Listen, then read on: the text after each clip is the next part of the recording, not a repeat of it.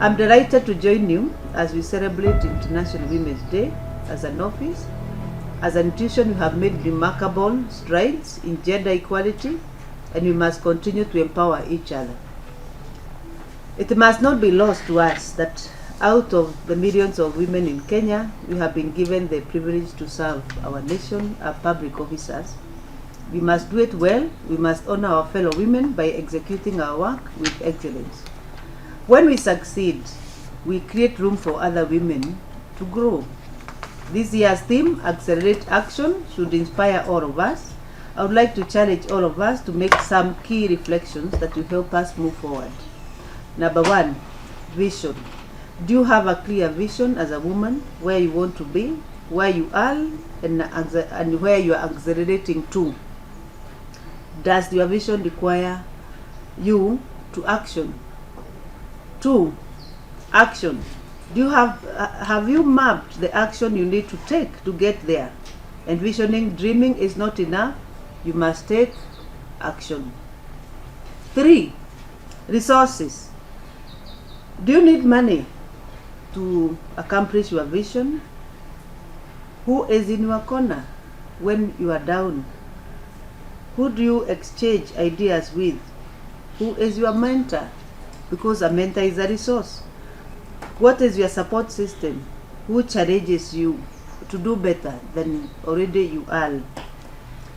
You must move forward knowing how to collectively bring resources together, whether human, whether support system, whether money, or whatever you need to make your vision be carried through. Number 4, mentorship and coaching.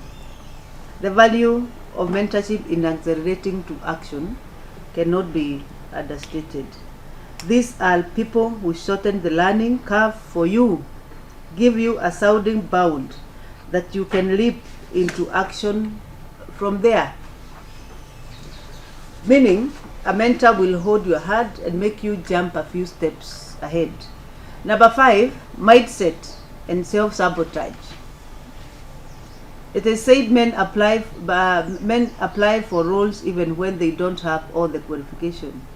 Yet women wait to tick all the boxes before they take a leap. Believe in yourself. Sometimes mindset is what gives you self-sabotage. Some of the issues that we are going through, you are going through because your mindset has not been really re-engineered for success and thinking that you can win and you can become all that you want to become. So avoid self-sabotage. Self-sabotage actually starts from not believing in yourself and thinking that you cannot do it because you are a woman, and you majority of the time say, I'm just a woman, and therefore you self-sabotage yourself because you are not calling yourself to action. Number 6, self-development. Opportunity meets preparedness. We cannot expect to move forward if we don't equip ourselves. Remain a student, learn new things, take up courses, read books, listen to podcasts. We live in an era where it's much easier to level up than before. Indeed, education is an equalizer. Seize the opportunities. Take advantage of the numerous resources in our resource center to empower yourself. From solid network, both at work and outside, be a team player that can be relied on. Let people know that you are dependable when it comes to timely execution, and you are a true friend. You must be a friend for you to get true friends.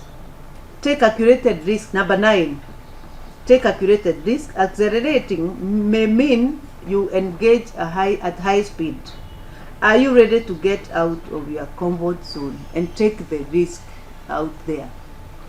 Are you able to invest in yourself so that you are able to take the risk? Your mindset is set to take risk. Number 10, very important to me, values. What are your personal values and how are they supporting your journey? Hard work, integrity. What are those non-negotiable values that you guide your action and that you can't compromise on? Be a woman of principles. There are some things that you say, this one, it doesn't matter. how cornered, whether I'm going to lose my job or what will happen. I cannot do this. You have your 5, your 6, your 10, what you cannot do. Something to die for, because you are so principled. Number 11, work-life balance. Keep your home front organized. Delegate where necessary and prioritize what matters. You are not a superhero. Ask for help when you need it. Plan your home affairs and know what to delegate and also know what to delegate. Number 12, and almost the last one, health. The greatest asset in your life is your health. Women try to forget themselves, and I said that in the beginning. Prioritize getting your health check, whether emotionally, physically, financially, spiritually. You cannot accelerate if you are not in good shape and in good health, or running on an empty tank. Equip yourself on money matters. Get to action on those health goals. Even financial health is very important, and you had to set the goals yourself. 13, access what barriers to actions are. Only fools buries their head in the sand and does not want to do a self or peer self-assessment. Be honest with yourself and make sure that you have people who give honest feedback around you. Number 14, the last one, accelerate wins. When you win, celebrate. Sit down and celebrate. Don't beat yourself so hard if you failed once. Please celebrate when you win. No matter how small, life is a journey that ought to be enjoyed. Be clear on where you want to go and enjoy the ride. Motivate yourself to keep pursuing your goals. Now I will end with a quote from the book you have just been reading, the one we are reading, Malala. Rather, I receive your bullet-ridden body with honor, the news of your cowardice on the battlefield. It's good to receive. What this means, you better come injured, but you did something. You are doing something, busy doing something.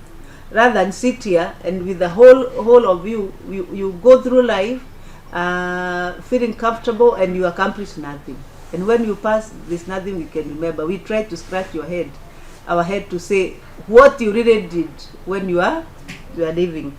I hope the story of the young Pakistan girl inspire you to be courageous, to pursue your goals and stand up for what you believe in. Be bold, take action. Let's all accelerate our greatest potential. To all participating here, to all ORPP women, to all ORPP, even men, everybody who working in ORPP, to all even men who have daughters and wives and mothers and women around them that they count them as great. Happy International Women's Day. Good morning, everyone. Good morning. For purpose of our guests, my name is Ali, and I'm an assistant registrar of political parties.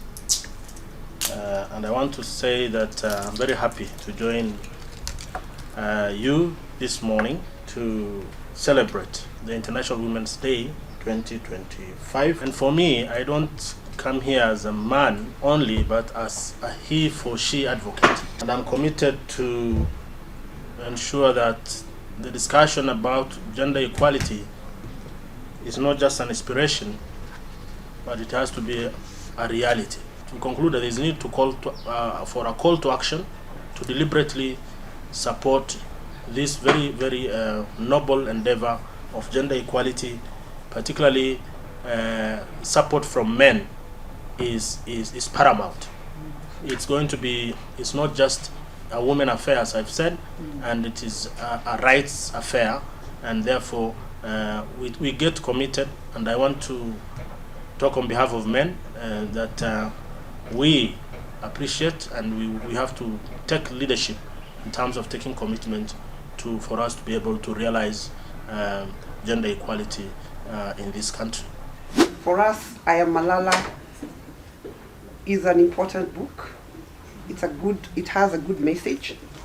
Malala Yousafzai. Malala Yousafzai is currently 27 years old. She'll be 28 in July. Malala Yousafzai is a Pakistani activist. She's a lady, a girl. She was born in poverty, a simple family. She was the firstborn in a family of 3. And she relates all that in the book. What makes Malala unique is that at the age of 11, the Taliban decreed that girls will not be educated, and so they were not allowed to go to school. That was at the age of 11. I can't count the years right now. But then she couldn't go to school. But what did Malala do? She decided to write, and she was blogging at that time, and she would write and send her blog posts to the BBC, but she'd use a pseudonym, yeah? And she continued that way.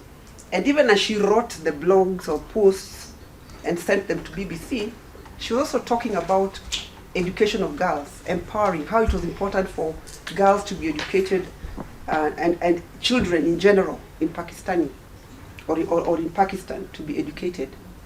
And she did that. And of course now word went round, and everyone knew that there was a girl called Malala who was speaking about education for girls. At the age of 15, as she was going to school, the school was not very far away from where she stayed, but she preferred, in her own words, she preferred to go with the bus, because she said in the bus she was able to chat with her friends, and of course, yeah, and the whole story around that.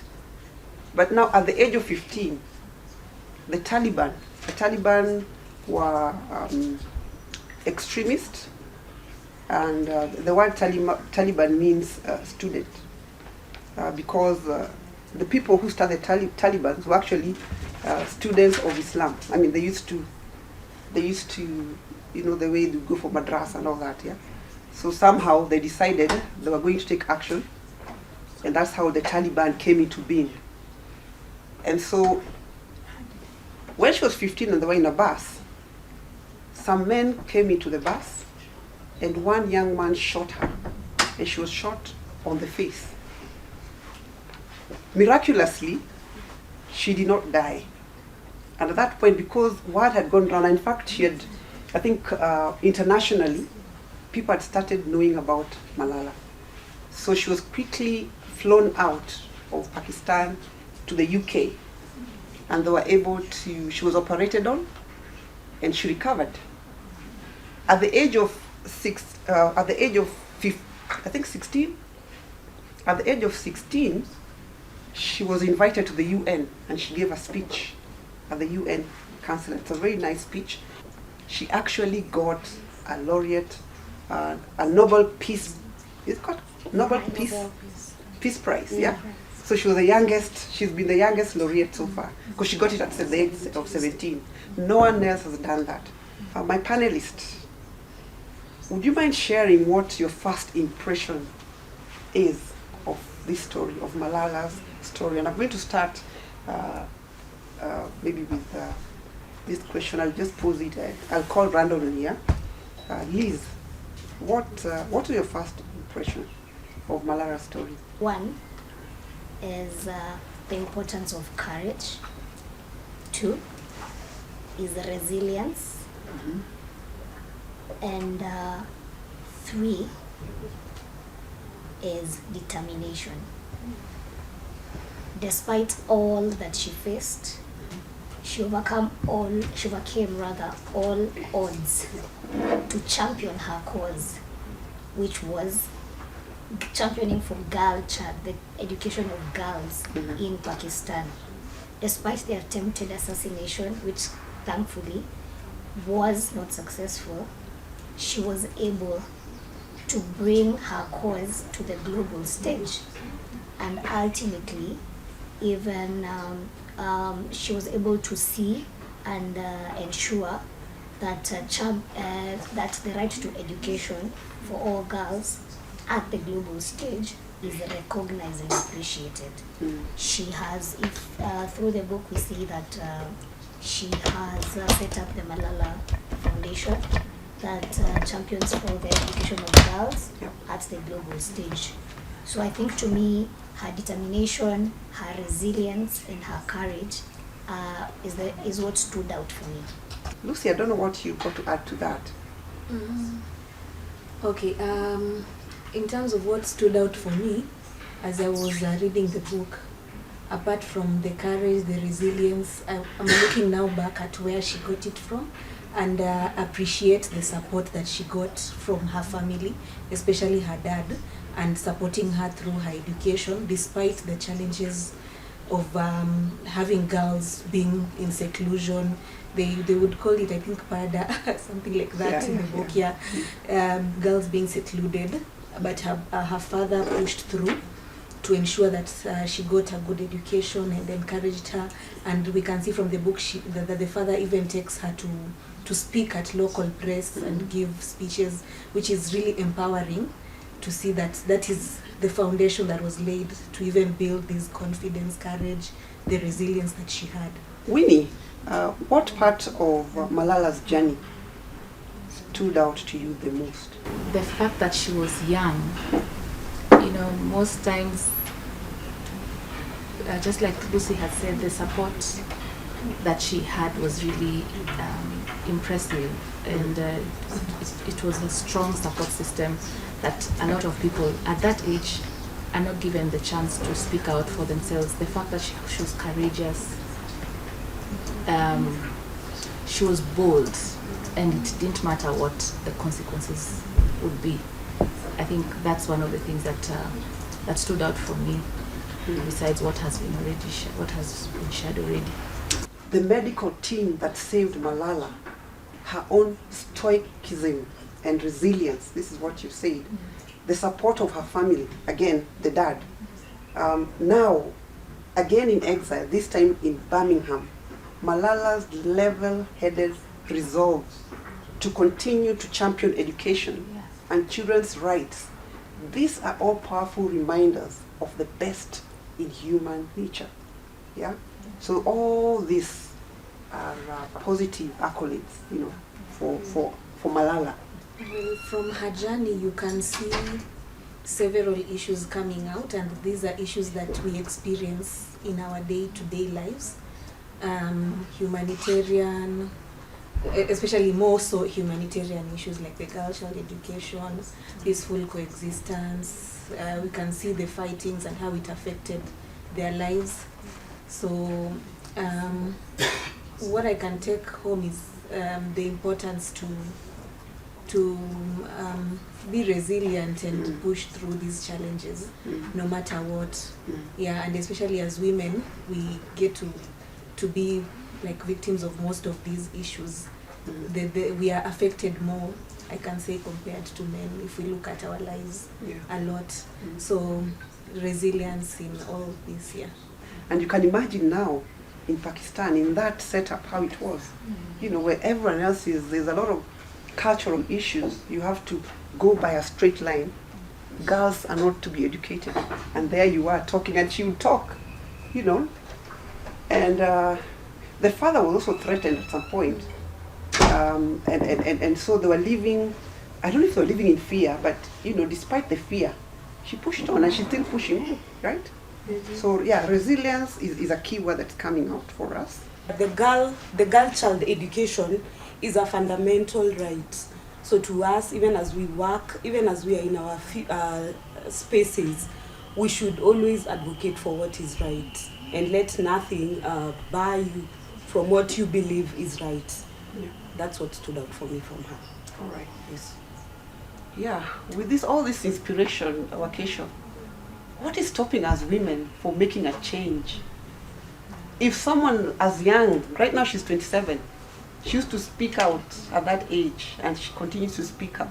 What is stopping us, Kenyan women, from taking on leadership? Why must we rely on? Anyway, what do you think? What I think is what is stopping us is self-sabotage. Yes. Thinking that I'm not wanting, and this is our culture, and this is our ways. Refusing to accept what is the norm. Yeah. And going out there and deciding that I can actually be different from what is my community. Correct.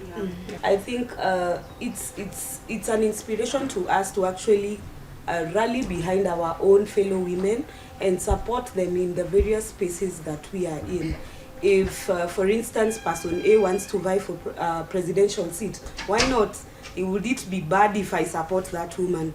So it's a call out there that women really need to support their fellow women. Yeah. Yes, even as we read the book. Yeah, yeah. And the beauty of reading books, unlike watching a film or a movie, is that with a book, your imagination goes as far as you can interpret what you're reading.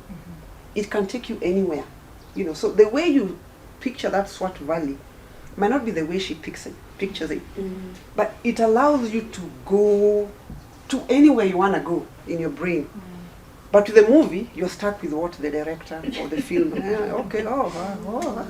You know, you're stuck there. My key take home, and I will tie it to what the registrar keeps on emphasizing, I believe to all staff and in other fora that she's engaged in, she insists on value clarification. What are your values? If I were to have a sit down with the youngest Nobel Peace Prize laureate, Malala, I would ask her what are her values, what drives her, what was driving her at the point when she was championing for girls' education in Pakistan. As women, I think as a point of reflection, what are your individual values? What drives you? If you believe in a cause, are you willing to see it through to the end? If you believe in a particular issue, are you willing to champion it despite the adversity that you might face along the way? Are you willing to actually see it through to the end? So I think that is my point of reflection and my key take home. I feel like it's such a beautiful story to not to be told, and I'm glad she wrote a book. One of the things I actually picked up is like on just a regular person who maybe doesn't have the support that Malala has, for example, having gone through what she went through and still, you know, get up, dust off and keep going and even stronger. I think that's the one thing, because most times when people go through such adversities, they tend to just pull back and just sit back, and maybe someone else can take that. And in as much as that's not the story for Malala, in our like in Kenya, most times you find someone amechapwa viboko by the public or by in terms of whatever political spaces, workplaces. Most times that takes away that person's what's the word? Personality. Yeah, it takes out. It's like allowing. There's a word we used today. Self-sabotage. Because you're not good enough. Maybe someone thinks they're not good enough. They think they're not worthy of trying again, because what if I fail again? So for me, it's the fact that it was such a really scary situation, but she got up with the resilience. Resilience is like the value that I actually picked up myself as well. So that really stands out for me, because sometimes you find yourself going through a situation and the most comfortable way to deal with it is just to take a back seat. And really it's meant to make you stronger. So I believe that's what she thought, and then that's why she decided, I'm not going to be put down by this situation. If anything, I'll rise above. And hence, she said, one teacher, one student, one book, one pen, and just doing the one thing, and then once that is over, that person goes and helps and just mentors another person as she mentors other. At the end of the day, we have many people who have been empowered. Girl child is empowered, as well as the boy child as well. So you don't have to wait for the crowd to cheer you. In other words, the one pen, one. You yourself, whatever it is you want to do, just go ahead and do it. After all, you know why you're doing it. Wacha watapiga makofi baadaye, but you've done your part. You just move. Naenda tu mkiendaga. I'll still emphasize on the commitment to a purpose, and maybe try to relate it on my own personal individual life. The fact that most of the times I find myself starting to do something. I start on something, katikati, you just give up, then you start something else. Why, I'm asking myself, why not focus on one thing and then I see the results rather than trying too many things. So, yeah. The day when everything changed was Tuesday, 9th October 2012. it wasn't the best of days to start with, as it was the middle of school exams. Though, as a bookish girl, I didn't mind them as much as some of my classmates. That's Malala. That morning, we arrived in the narrow mud lane off Haji Baba Road in our usual procession of brightly painted rickshaws, splashing diesel fumes, each one crammed with 5 or 6 girls. Since the time of the Taliban, our school has had no sign, and the ornamental brass door in a white wall across from the woodcutter's yard gives no hint of what lies beyond. The style of the writer, you know, when he's describing, or the writer, because I want to believe it's not Malala, it's the writer, but I like the way they actually paint that picture, and especially, I'm just reading this part to give you that sense of the style that is in this book. It's quite rich. The way they describe the father, you know, that the father wasn't very good looking, without using the word ugly. You see, you know, it's a very long way of describing, alafu mwishowe it's like, thank God eventually, because he used to be he had a very low, maybe low self-esteem, I'm not sure, but he wasn't very, because of the way he looked, he was dark-skinned. And so when he met the mom was very beautiful. So when they got married, he now got his oomph back. Yes. Yeah. So and the way the author describes that is very nice. It's very entertaining to read. Thank you very much, ladies, for availing your time, for sharing your thoughts, your insights. Thank God you've recorded. I'm gonna sit back and listen to them again. For me, I've been ministered to. And one key lesson is what you all said, resilience. Let's be resilient. So thank you very much.